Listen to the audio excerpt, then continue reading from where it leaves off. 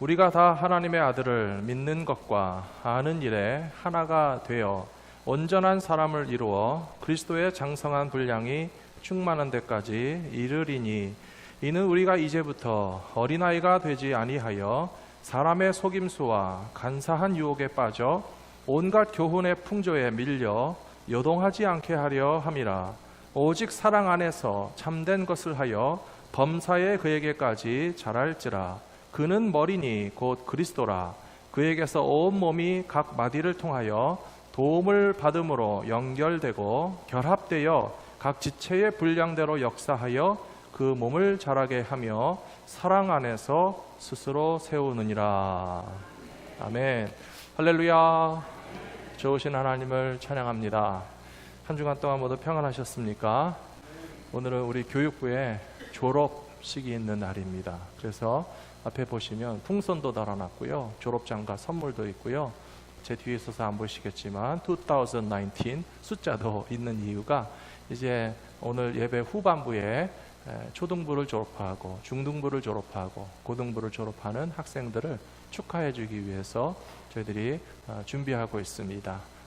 앞에 찬양과 말씀까지는 각각 중고등부와 EM에서 예배를 드리고 후반부에 들어오게 될 텐데요. 어른들도 하나님의 말씀을 배우고 자라나는 것에 대해서 함께 나누는 것이 필요하겠다 싶어서 오늘 말씀을 계속 성장하시기를, 지속 성장하시기를 바라는 마음에서 Keep Growing이라고 하는 제목으로 말씀을 준비했습니다. 저희가 어렸을 때는요, 학교 가는 것이 당연한 줄 알았어요. 여러분들은 어떠셨는지 모르겠습니다. 눈만 뜨면 가기 싫은데도 학교는 무조건 가야지 싶어서 학교 갔었거든요. 근데 요즘에는요, 점점 학교를 좀 무시하는 경향이 많아졌습니다. 정규 학교 교육에 대해서 굉장히 가치를 무시하는 일들이 많이 생겼을 뿐만 아니라, 극단적인 경우에는 세상의 학교들이 다 없어져야 된다라고 주장하는 경우도 있습니다. 그만큼 세상의 학교 교육에 많은 어려움이 있고 문제가 있고 또 실패하고 있다는 것을 반증하는 그런 주장이 아닐 수 없습니다. 미국에서도 보시면요, 어느 도시, 어느 지역이나 퍼블릭 에듀케이션이 굉장히 어렵습니다. 이 LA 지역의 고등학교들 중에도 졸업률이, 고등학생들이 고등학교를 졸업하는 퍼센티지가 한 50%밖에 안 되는 학교도 있다고 합니다. 그럼 나머지 학생들은 고등학교도 졸업하지 못하는 경우이고요. 고등학교 학생들이 한 90% 졸업하면 대단히 훌륭한 학교라고 인정해 줄 정도이니, 그러면 그 학교에서도 10% 정도의 학생들은 고등학교를 졸업하지 않고 있다라고 하는 데이터가 되겠습니다. 이렇게 세상 교육도 어려움을 맞이하고 있지만 그래도 자녀들이 다 학교에 열심히 다니기를 원하시고 인간의 지식과 경험도 훈련받기를 원하시는 것처럼, 이제 교회에서도 우리 자녀들이, 다음 세대들이 신앙교육을 잘 받을 수 있도록 잘 인도해 주시는 우리 성도님들이 되시기를 부탁드립니다. 지난주일에도 말씀을 전하면서 제가 부탁드렸잖아요. 자녀들의 손을 꼭 붙잡고 교회에 데리고 오셔야 된다고. 그랬더니 이 자리에 앉아있지 못하시고 저 지하에서 TV 화면으로 설교를 들으시는 성도님들도 도전을 받으셨다고 그래요. 그래서 더 교육부의 자녀들을 열심히 데리고 오고 수련회에도 같이 가야 되겠다 하는 마음을 먹으셨다고 하니까 제가 얼마나 감사한지 모르겠습니다. 화면을 통해서 지하에서 예배드리고 계시는 성도님들의 자녀들이 주 안에서 건강하고 아름답게 잘 자라는 믿음의 용사들이 다 될 줄로 믿습니다. 교회라고 하는 단어를 한자로 쓰면 가르칠 교회, 모일 회라고 하는 한자를 쓰고 있습니다. 그러므로 교회라고 하는 공동체는 기본적으로 가르치고 배우는 모임이고 공동체다라고 하는 의미를 교회라고 하는 단어가 담고 있다고 볼 수 있습니다. 원래 교회라고 하는 단어가 제일 먼저 쓰인 성경의 단어는 에클레시아라고 하는 헬라어입니다. 에클레시아라고 하는 말의 뜻은 불러낸다는 뜻입니다.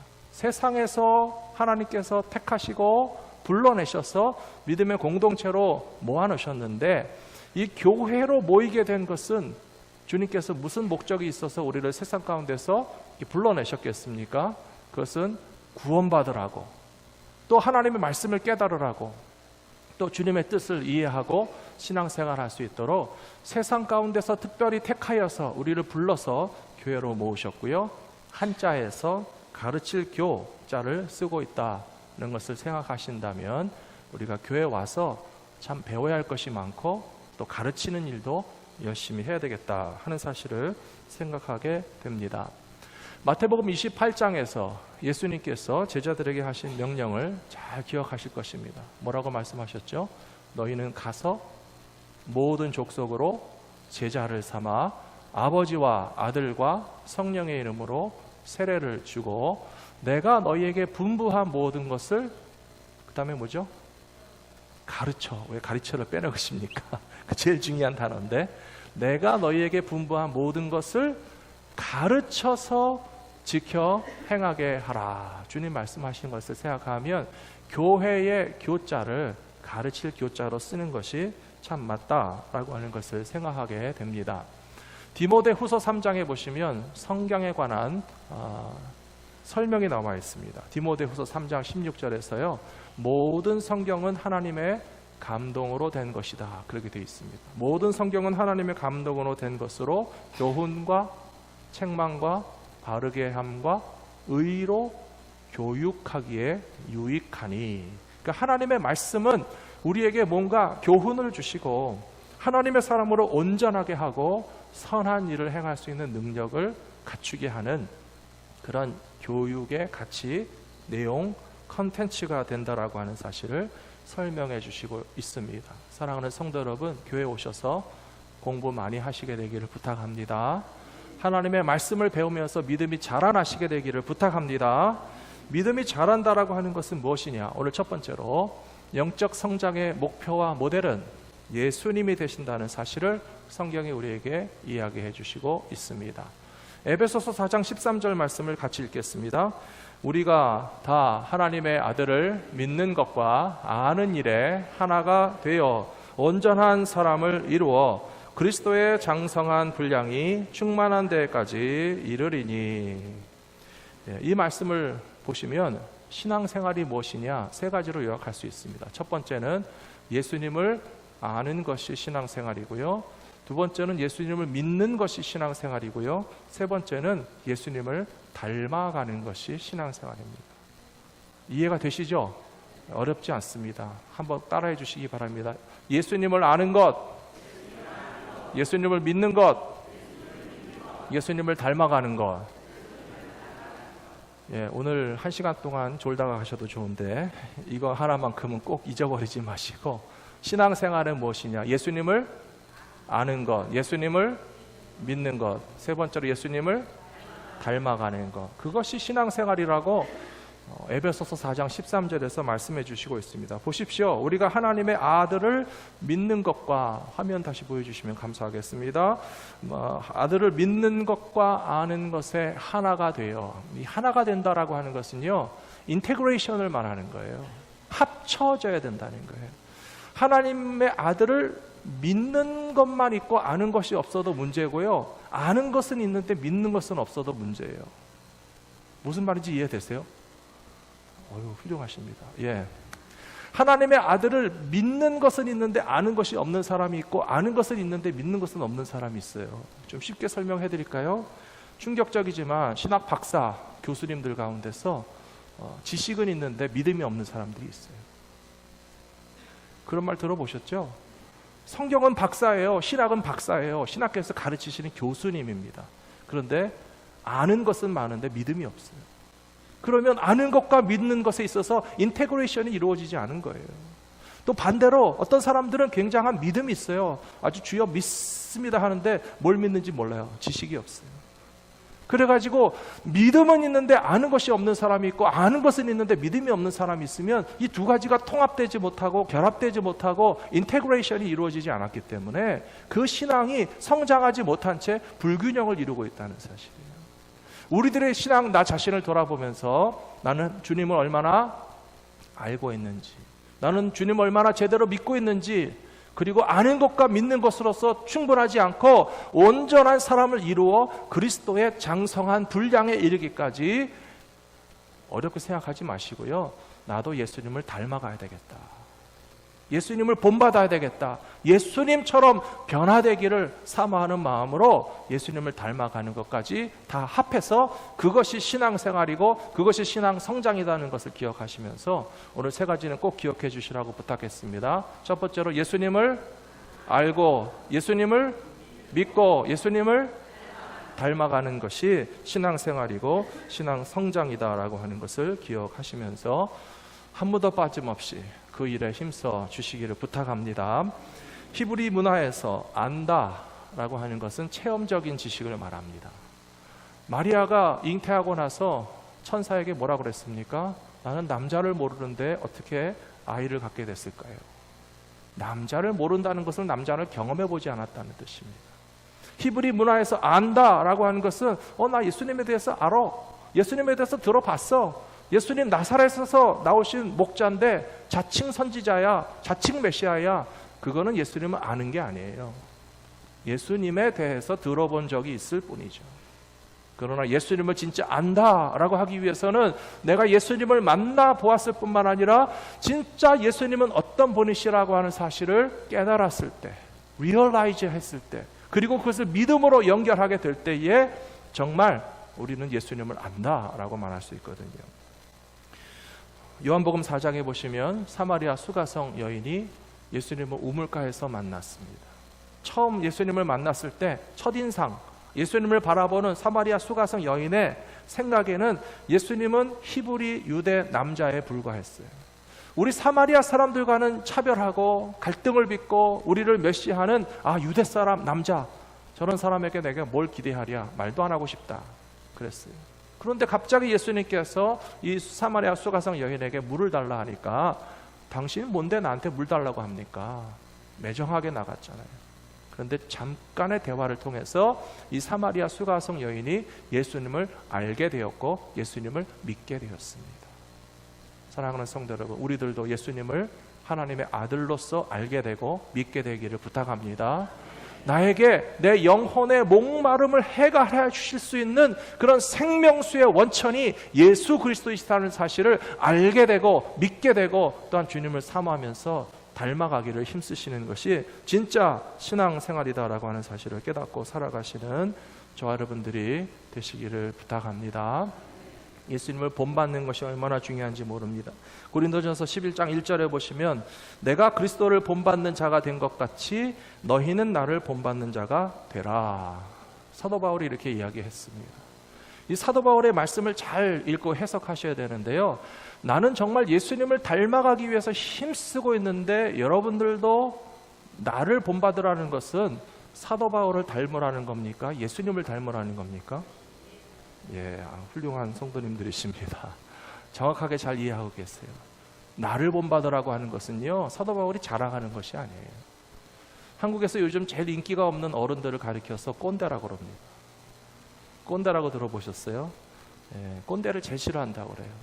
나를 본받으라라고 말하는 사람들을 싫어한다고. 내가 왕년에 뭐 이랬는데 저랬는데 나 때는 이랬고 나 같으면 이렇게 할 것이고 그렇게 하는 어른들을 별로 안 좋아한다고 그래요. 참 어떻게 보면 슬픈 일인데요. 더 문제는 부모에게서부터 배울 것이 없다고 생각하는 젊은 세대들은 손해입니다. 선생님을 존경하지 못하는 학생들은 큰 불행입니다. 땅에 이 세상에 지도자들이 없고 모든 지도자들을 꼰대 바라보듯이 하면서 당신들이 하는 일은 다 틀렸다라고 비판만 하는 것은 과연 유익한 일인가 생각하면서 사도 바울의 이 발언을 우리가 꼰대 발언이라고 절대 오해하지 말아야 됩니다.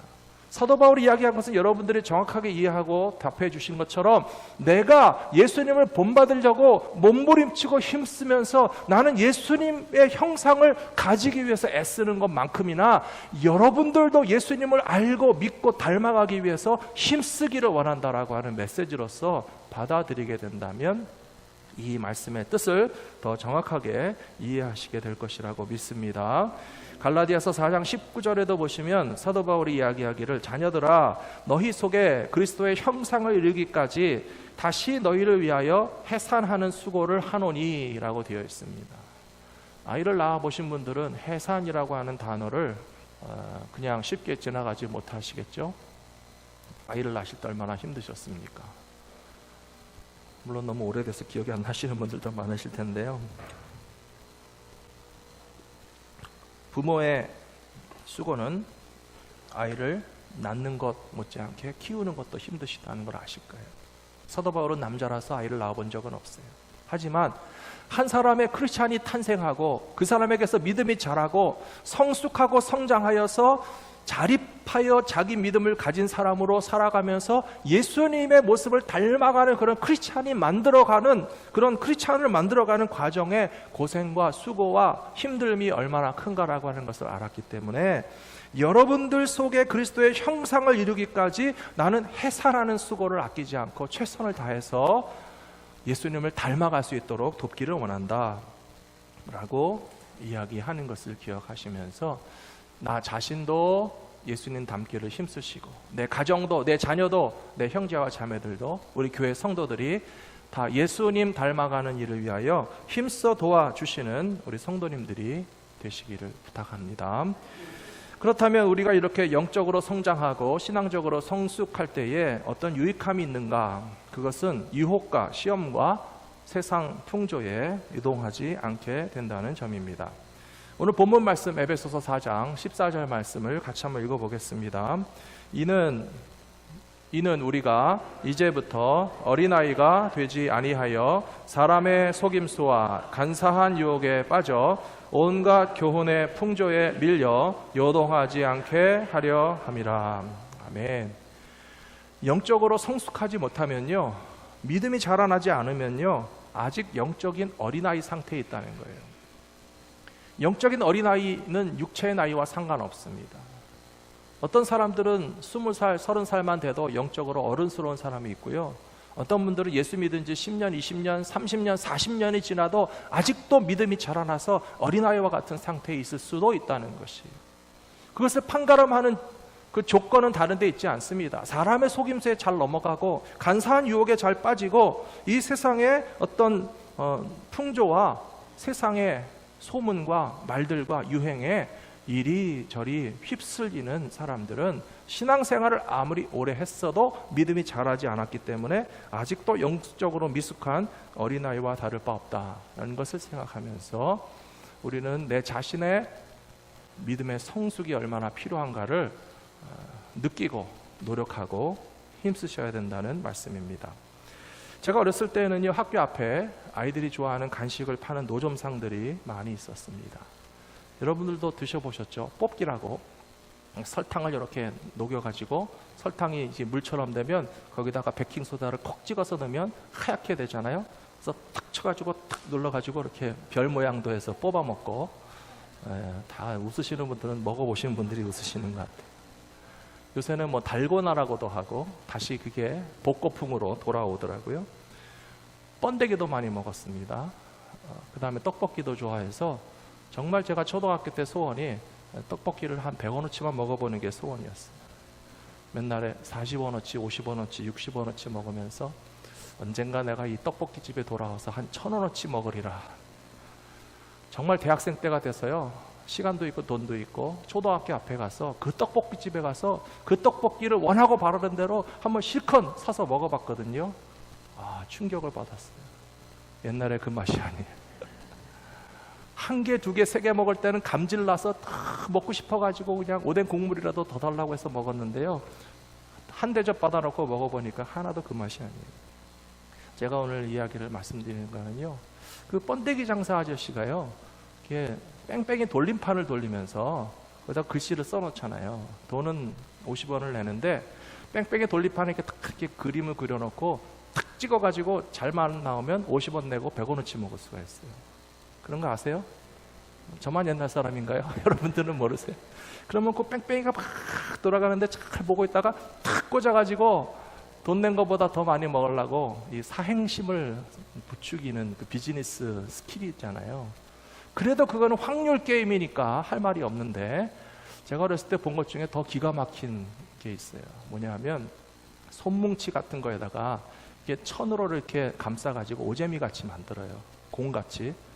그리고 위에서 뭉툭한 바늘로 콕 찔러서 반대편에 빨간 동그라미 가운데로만 바늘이 딱 나오면 곱빼기로 주는 그런 게 있었어요. 아세요? 본 적 있으세요? 예, 80대 이상만 아시는 건데 제가 안다는 게 참 이상하죠.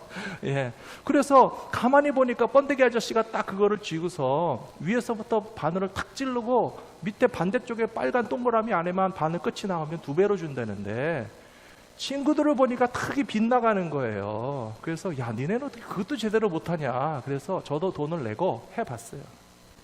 근데 어떻게 되는지 아십니까? 바늘을 딱 찌르는 순간에 아저씨가 손목을 싹 비트는 거예요.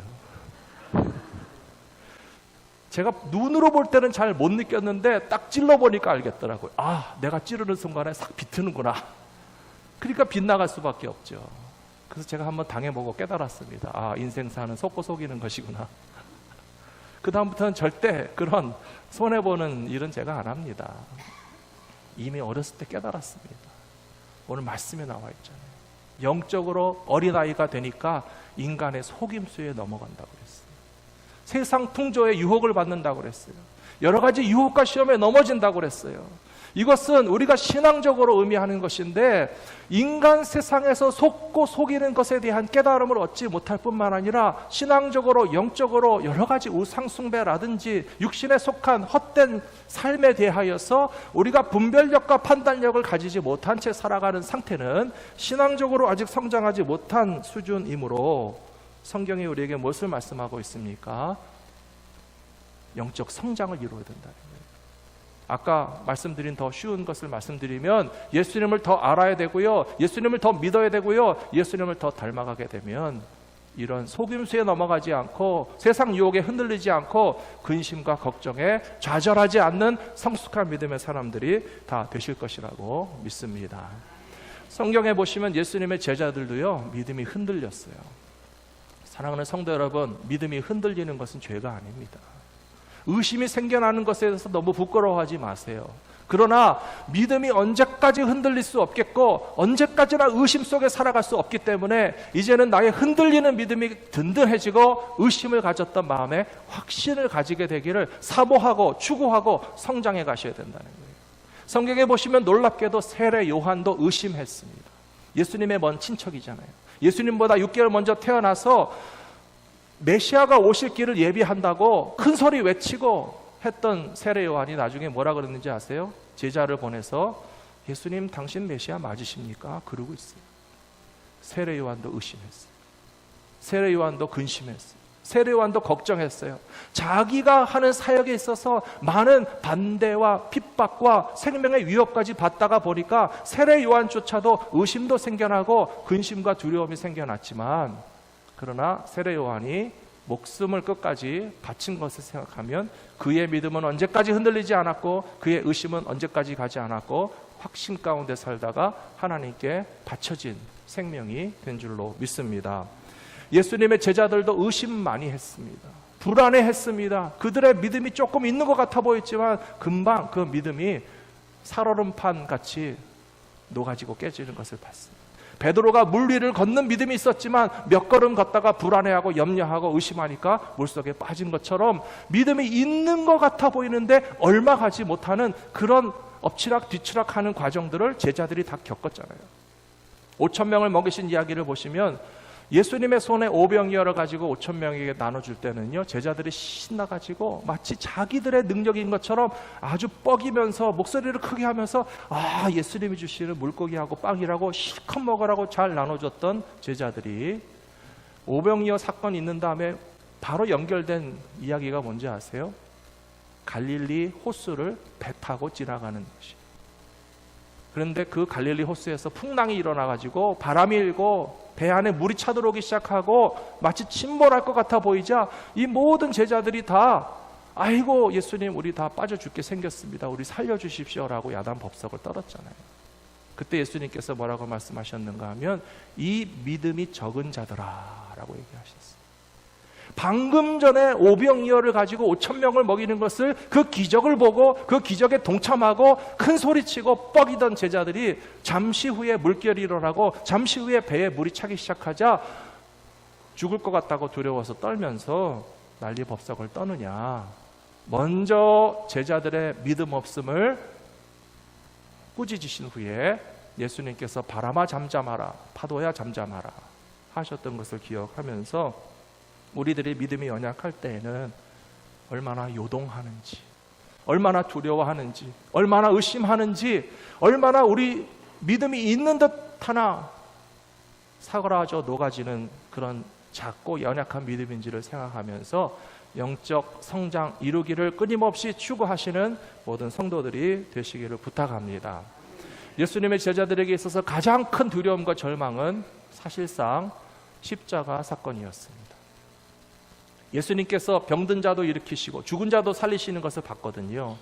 이미 예수님의 십자가 사건 전에 3명의 생명을 살리시는 것을 봤습니다. 회당장 야이로의 딸을 살리셨죠. 나인성 과부의 아들을 살리셨습니다. 그리고 십자가 사건에 아주 근접한 가까운 시일 내에 나사로를 무덤에서 나오게 하시는 예수님의 능력과 권세를 보았음에도 불구하고 예수님께서 십자가로 가시고 로마 사람들에 의해서, 유대인들에 의해서 십자가 위에서 죽임 당하시는 예수님의 모습을 봤을 때 제자들이 불안했을까요? 안 불안했을까요? 안 불안하면 정상이 아니죠. 이제 다 끝났다 싶었을 거예요. 이제 모든 것이 이제 다 소용이 없구나. 예수님이 계셔야 뭐 소망이 있지. 예수님이 십자가에서 죽으시면 우리도 이제 다 끝이다 라고 하는 두려움과 절망으로 도망가고 흩어지고 다락방에 숨었습니다. 그런데 이런 좌절과 절망을 완전히 다 뒤집으신 반전이 어디서 나타났습니까? 예수님의 부활 사건을 통해서, 부활하신 예수님을 만남을 통해서, 부활하신 예수님을 만나고 경험할 뿐만 아니라 확실히 믿음으로 말미암아서. 그 중에 대표적인 사람이 바로 도마죠. 도마는 끝까지 못 믿었어요. 야, 우리 예수님 돌아가셨으니까 끝이야. 예수님 부활하셨다고 해도 나는 못 믿어 라고 주장했던 도마에게 예수님 찾아오셔서 내 손과 내 옆구리에 너의 손가락을 넣어보고 믿으라. 보지 않고 믿는 자가 더 복이 있다 하신 말씀처럼 도마의 입에서 주님은 나의 주님이시고 그리스도이십니다 라고 하는 그런 신앙 고백이 흘러나올 때에 죽음의 공포와 좌절과 절망까지도 다시 생명의 소망으로 뒤집어지는 역사가 일어나게 될 줄로 믿습니다. 사랑하는 성도 여러분, 죽는 거 다 무서우시죠? 죽는 거 다 싫으시죠? 죽을 준비되어 있으십니까? 오늘 밤에라도 주님께서 우리 생명 거두어 가실 수 있잖아요. 죽음의 위기 앞에 놓여 있는 것은 우리 전부 다예요.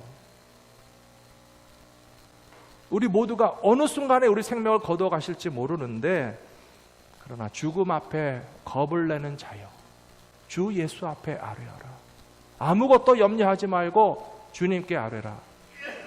예수님께서 죽음마저도 이기고 승리하신 부활의 주님이신 것을 우리가 알고 우리가 믿고 주님 가시는 길을 따라간다면 염려하고 두려워할 것이 하나도 없는 믿음의 승리자들이 다 되실 줄로 믿습니다. 믿음이 성장하고 또 변화되게 되면 로마서 12장 2절 말씀해 보시면요, 어떤 유익함이 있는가 하면 하나님의 뜻을 깨달아 알게 되는 유익함이 있습니다.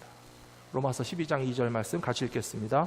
너희는 이 세대를 본받지 말고 오직 마음을 새롭게 함으로 변화를 받아 하나님의 선하시고 기뻐하시고 온전하신 뜻이 무엇인지 분별하도록 하라. 아멘.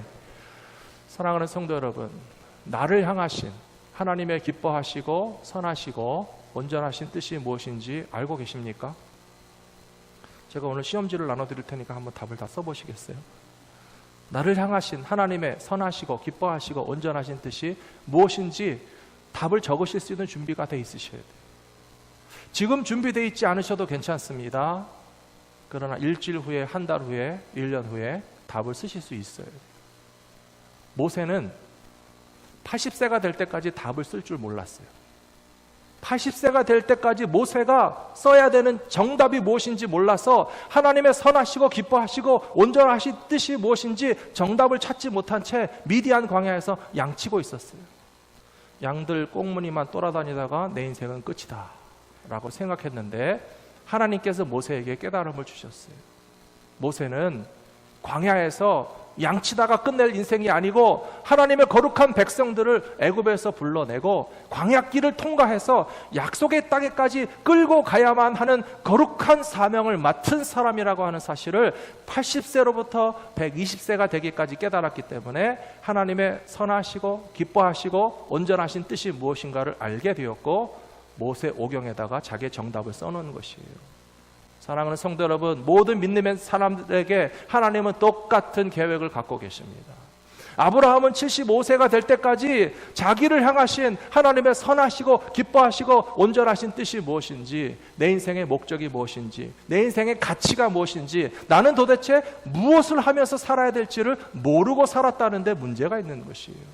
그러나 75세를 지나서 하나님의 부르심을 받고 이제 아브라함은 답을 쓸 수 있는 준비가 됐다는 사실입니다. 사랑하는 성도 여러분, 인간은 도대체 먹기 위해서 삽니까? 살기 위해서 먹습니까? 둘 다 아니에요. 먹기 위해서 삽니까? 살기 위해서 먹습니까? 그 어느 것도 답이 될 수 없어요. 그냥 먹기 위해서 살고 살기 위해서 먹는 거는요, 육신에 속한 육체뿐이에요. 좀 심하게 말하면 짐승과 다를 바가 없어요. 짐승은 살기 위해서 먹습니까? 먹기 위해서 삽니까? 엎어치나 매치나 마찬가지예요. 우리의 사람의 인생이 하나님의 형상을 따라서 지음받았는데 우리는 살기 위해서 먹다가 먹기 위해서 살다가 오직 그것만이 인생의 전부가 될 수 있겠느냐는 거예요. 하나님의 선하시고 기뻐하시고 온전하신 뜻이 있으실 텐데 모세가 왕국에서 사는 게 하나님 뜻입니까? 광야에서 사는 게 하나님 뜻입니까? 둘 다 아닙니다. 하나님의 백성들을 구원하고 인도하여서 약속의 땅까지 함께 전진하며 살아가는 마지막 40년의 모세의 인생이 하나님의 선하시고 기뻐하시고 온전하신 뜻이었다는 거예요. 아브라함의 인생도 마찬가지입니다. 75세가 되기까지 그는 그냥 아버지만 졸졸 따라다녔어요. 아버지가 족장이었고 아들은 아브라함은 그냥 따라다니는 인생이었어요. 자기 인생이 없습니다. 그런데 75세에 하나님 부르심을 받고 100세 아들을 낳기까지 하나님의 약속이 있었습니다. 그리고 모리아 산에 올라가서 이삭의 손을 붙잡고 하나님이 원하시면 내 아들의 생명이라도 제물로 드리겠습니다. 순종했던 아브라함의 믿음은요, 사실은 아들을 바친 겁니까? 자기 자신을 바친 겁니까? 자기 자신을 바친 거예요. 하나님 앞에 내 자신이 산 제사가 되었습니다. 로마서 12장 1절 말씀이 그렇게 얘기하죠. 너희의 몸을 거룩한 산 제사로 드리라. 이 세 달을 본받지 말고 오직 하나님의 기뻐하시고 선하시고 온전하신 뜻이 무엇인지 분별하여서 영적인 예배를 드리라 라고 말씀하고 있거든요. 오늘 말씀이 약간 다른 데로 가는 것 같아 보이지만 한 가지 연결점이 있습니다. 예수님을 알고 믿고 그 다음에 어떻게 된다고요? 닮아가야 된다고요. 예수님을 닮아가는 거에 정점은 어디에 있는지 아십니까? 예수님처럼 우리도 제물이 되어야 된다. 예수님의 형상을 담는 것은 예수님의 헤어스타일이나 패션이나 뭐 이렇게 아웃핏을 담는 게 아니에요. 예수님을 닮아간다는 것은 예수님의 어떤 성품의 일부분만 담는 것이 아니고요. 예수님께서 이루신 궁극의 사명은 십자가 위에서 우리를 위하여 희생의 제물이 되어주셨던 것처럼 우리가 예수님을 닮아가는 것의 완성점에는 우리도 예수님처럼 우리의 삶이 하나님의 뜻을 이루는 산 제사가 될 수 있는가에 있어서 우리 신앙 성숙의 맨 꼭대기 완성점이 있다는 사실을 잊지 마셔야 될 줄로 믿습니다. 좀 이따 우리 사도 바울에 대한 이야기를 하면서 좀 더 말씀을 드리겠습니다. 오늘 졸업식이 있어서 설교를 좀 짧게 하려고 그러는데 짧게 안 느껴지시죠? 죄송합니다. 세 번째로 교회의 머리가 되시는 예수 그리스도 안에서 연결이 되어야 지속적으로 성장할 수 있습니다. 에베소서 4장 16절에 보시면 오늘 본문 말씀입니다. 그에게서 온몸이 각 마디를 통하여 도움을 받음으로 연결되고 결합되어 각 지체의 분량대로 역사하며 그 몸을 자라게 하여 사랑 안에서 스스로 세우느니라 이렇게 되어 있습니다. 이 말씀은요, 성장과 생명체의 본질에는 연결, 결합, 통합, 커넥션이 반드시 있다는 것을 우리에게 설명해 주고 있습니다. 성장하기 위해서는 연결되어 있어야 됩니다. 식물도 뿌리와 줄기와 잎이 서로 연결되지 않고 토막으로 끊어지면 살지 못하고 죽어서 말라버립니다. 영어로 생명체를 가리키는 단어는 organism이라고 부릅니다. 유기체라고 하는 말이거든요. 이 유기체라고 하는 말에는 이 생명을 구성하는 모든 요소들이 서로 연결되어 있다는 거예요. 단세포 생물도 있지만 심지어 그 단세포 안에도 뭔가가 들어 있습니다. 맞죠? 우리 이하늘 집사님 계실 때 물어봤는데 없으니까 못 물어보겠네요. 이 생명체라고 하는 것에는 세포가 연결되어 있고요, 혈관이 연결되어 있고 신경이 연결되어 있고 온몸의 기관들이 다 연결되어 있어서 몸의 조직이 유기체적으로 잘 연결되어 있을 때 건강하게 자라나는 것이지, 그 연결이 다 끊어지고 무너지기 시작하면 생명을 유지하기가 어렵다는 것입니다. 신앙 성장도 마찬가지라는 것입니다. 예수 그리스도의 몸인 교회는 각 마디를 통하여서 도움을 받고 연결되고 결합되고 각 지체의 분량대로 그 몸의 일부분들이 다 정상적인 펑션을 하게 될 때에 건강하게 자랄 수 있다라고 하는 사실을 기억하면서, 나 혼자의 신앙 갖고 충분하지 못한데 어떻게 우리는 함께 영적으로 자라날 수 있을까를 생각하셔야 된다는 것입니다.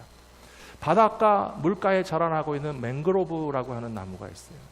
아마 보신 분들이 별로 없으시겠지만요, 우리가 요즘에 텔레비전에 여러 가지 정글 탐험의 프로그램이 많아서 들어보신 적이 있으실 거예요. 맹그로브 나무는 시냇물이 흘러서 바다에 연결되는 짠물과 단물이 섞이는 지역에 자라나는 열대 나무입니다. 근데 이 바닷가에서 바다 물속에 뿌리를 받고 자라나는 맹그로브가 어떻게 살아가 있는지 참 신기해서 연구해 봤더니, 서로 그들이 뿌리와 뿌리가 서로 이렇게 뒤엉켜서 서로 의지하고 살아간다는 거예요. 바다 짠물 속에 뿌리가 박혀 있는데도 불구하고 이 맹그로브 나무들은 파도도 이겨내고요, 바람도 이겨내고요, 짠물의 독한 성분까지도 다 견디면서 푸르게 살아있는 비결이 있다면, 혼자 덜렁 심어져 있으면 생존하지 못했을 텐데 뿌리가 서로 얽히고 설켜서 함께 자라나기 때문에 맹그로브 나무는 건강하게 살아있다. 그런 기사를 본 적이 있습니다. 멀리 갈 것도 없이 캘리포니아 중북부에 가시면 레드우드가 있습니다. 레드우드 보신 적 있으시죠? 킹스 캐년이나 요세미티에 가면 높이가 100m 이상 자라는 나무가 레드우드예요. 그리고 둘레는 얼마나 넓은지 저도 옛날에 한번 가서 우리 학생들이랑 해봤어요. 15명이 양팔을 벌리고 둘러섰는데 나무 한 바퀴를 못 돌릴 만큼 그렇게 큰 나무가 레드우드잖아요. 높이가 위로 100m 자라나는 나무라면 땅속으로도 100m 뿌리가 내려갈 것 같아 보이는데, 학자들이 연구해 보니까 놀랍게도 몇 미터 안 내려가더라는 거예요. 그러면 그 키가 크고 엄청난 덩치의 레드우드가 뿌리도 깊지 않은데 도대체 어떻게 서서 500년, 1000년을 살까? 연구해 봤더니 다른 나무의 뿌리들과 이렇게 수평적으로 서로 얽히고 설켜서 의지하고 물과 양분을 함께 나누어 먹고, 그래서 레드우드 숲에 가서 보시면요, 군집을 이루고 있어요.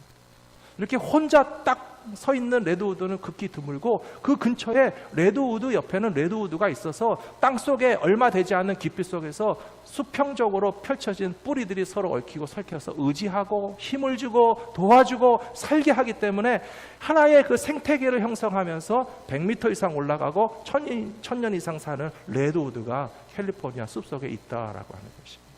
무슨 의미하겠습니까? 우리의 신앙생활과 신앙 성장도 마찬가지입니다. 우리는 혼자 바닷물 속에 꽂혀있는 맹그로브 나무라면 신앙 성장을 이루기가 쉽지 않을 거예요. 숲속에 혼자 덜렁 서 있는 레드우드 나무라면 아마 100m 크기보다는 중간에 견디지 못하고 뿌리가 얕아서 쓰러져 버리고 말 것이에요. 그런데 성도들이 함께 모이고 교회들이 함께 협력하고 하나님의 백성들이 서로 의지하면서 그리스도 교회의 머리가 되시는 그리스도와 서로 연결되고 협력하게 되면 우리의 믿음이 건강하게 자라나게 될 줄로 믿습니다. 골로새서 2장 19절에 나와 있습니다. 머리를 붙들지 아니하는지라 온몸이 머리로 말미암아 마디와 힘줄로 공급함을 받고 연합하여 하나님이 자라게 하심으로 자라느니라 라고 되어 있습니다. 사도 바울의 선교 사역을 보시면요, 참 놀랍습니다. 크리스찬이 존재하지 않던 시대에 크리스찬들을 만들어냈고 교회가 없던 도시에 교회를 만들어냈습니다. 이 어떤 식물과 자연으로 말하자면 생태계가 존재하지 않는 곳에 새로운 생태계를 만들어내는 사람이 사도 바울이었어요. 그래서 그 도시 안에 전혀 예수 믿는 사람들이 없었지만 몇몇 사람들에게 복음을 전하고 그들이 교회라고 하는 공동체를 형성하게 만들었을 뿐만 아니라 사도 바울의 지나간 선교의 사역들을 보시면 이전에 관계 맺었던 모든 교회들과 관계가 끊어진 것이 아니라 평생토록 연결됐다는 것이 얼마나 중요한지 모릅니다. 예루살렘 교회에서 파송받은 바나바와 더불어서 안디옥에서 교회를 섬겼죠. 안디옥 교회와 예루살렘 교회가 계속적으로 서로 연결돼서 협력했습니다. 안디옥 교회에서 선교사로 파송을 받아서 에베소로도 가고 빌립보로도 가고 고린도로도 갔는데요, 자기의 일을 선교로 파송한 안디옥에 돌아가서 서로 기도하고 협력하고 보고하기도 했고요, 빌립보 교회를 개척하고 빌립보 교회를 떠난 다음에도 지속적으로 빌립보 교회 사람들에게 도움을 받았습니다. 편지를 썼습니다. 그리고 나중에 보시면 에베소 교회 장로님들과 헤어진 지 한참 됐는데 예루살렘으로 돌아가는 길에 에베소 교회 장로님들이 사도 바울을 찾아와서 함께 만나고 기도하고 서로 협력하는 것을 볼 수가 있습니다. 사랑하는 성도 여러분, 앞에서 나무 얘기를 해드렸죠. 나무가 혼자 서 있다고 잘 사는 것이 아니에요. 오늘날 많은 성도들이 신앙이 약해지는 경우를 보게 됩니다. 그 이유는 연결이 느슨해지고 끊어지기 때문에 그렇습니다.